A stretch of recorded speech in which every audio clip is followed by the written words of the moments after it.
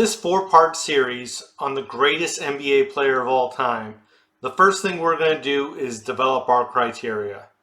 For this discussion, we'll value production first, with peak play over longevity, dominance, not just in numbers, but also measured against their own era and competition, impact, how their arrival impacted their team in winning, and of course winning, which is the ultimate goal, but also keeping in mind that a player's teammates as well as other teams in that era impact this.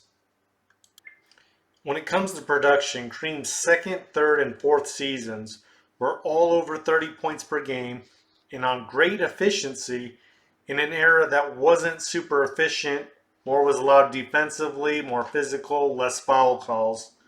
Over 16 rebounds a game in each of those years, and likely the league leader in blocks if they were recorded those years. He also led the league in player efficiency rating, win shares, and win shares per 48 all three of those years. He was the MVP 2 of those 3 seasons and definitely should have been all 3. He's second all-time in scoring and third all-time in rebounds. Like everyone in this 4-part series, Kareem's dominance is through the roof. He has 6 MVP awards, more than anyone else, plus was robbed multiple times, most notably in 72-73, which would have given him 4 in a row. He was also robbed multiple Finals MVPs, most notably Magic's rookie year. I get the last game that Magic had, just look at the numbers, watch the series. He led the league in scoring multiple times, led the league in rebounds, blocks multiple times, and would likely be the all-time leader if all of his seasons were tracked for blocks. He's led the league in field goal percentage, effective field goal percentage, player efficiency rating 9 times in an era that was less efficient, win shares 9 times, as well as win shares per 48, OPBM, DPBM, BPM, Volk, all multiple times. He was arguably the best player in the league from day one into the mid to early 80s.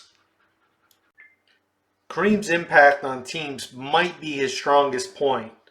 Every team Kareem played for instantly got better. He's considered by many the greatest high school player ever, winning 3 straight titles at Power Memorial, including 71 consecutive wins.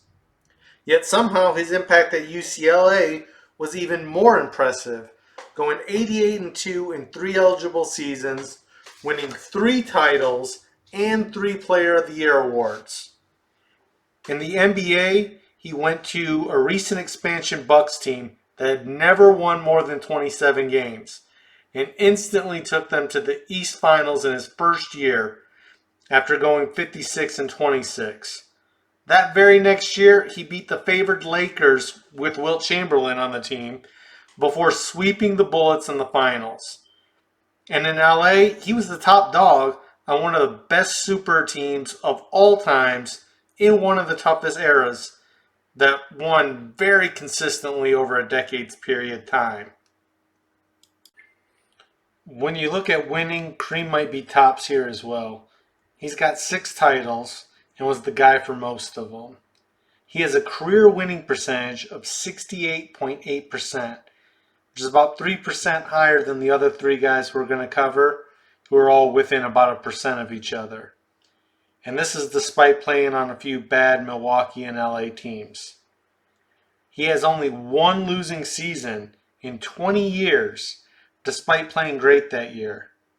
He also has 16 seasons of at least 50 wins and 7 seasons over 60, including 66 wins in 70-71.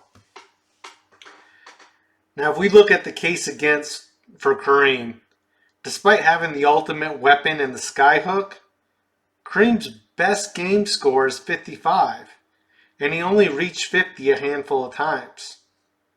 He was the best player for a long time, but I'm not sure how much competition he had in that era of the 70s. Who else was he going up against for that title? And he only won one title in that prime without Magic. And if you look at the numbers, while they are staggering and we're splitting hairs here, it probably isn't what you'd consider eye-popping if you put it next to either Wilt or Jordan's production. Some people would say he wasn't the best player on half of his title teams as well. For final notes, Kareem was a top 5 in MVP voting every year from his rookie year in 69-70 to 85-86, which is a crazy run, except for one time. He has the highest win share season ever at 25.37, as well as 2 of the top 5 and 3 of the top 7. He got the better of Hakeem in numbers and record during Hakeem's first couple of years up until the 86 playoffs, which, Hakeem got him there, but Kareem played well, good as well. And this is all despite Kareem at the time being 37, 38, and 39 years old. So, yeah, I get it. Kareem was young, but, man, Kareem was far from his prime at this point.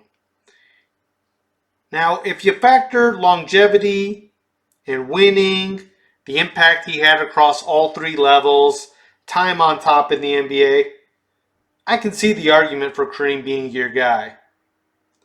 But for me, I probably can't see him any higher than 3 or 4. Let me know what you think about this breakdown in the comments below. Give me your feedback and we can revisit this. And next week we will have part 2 in this series. Thanks a lot.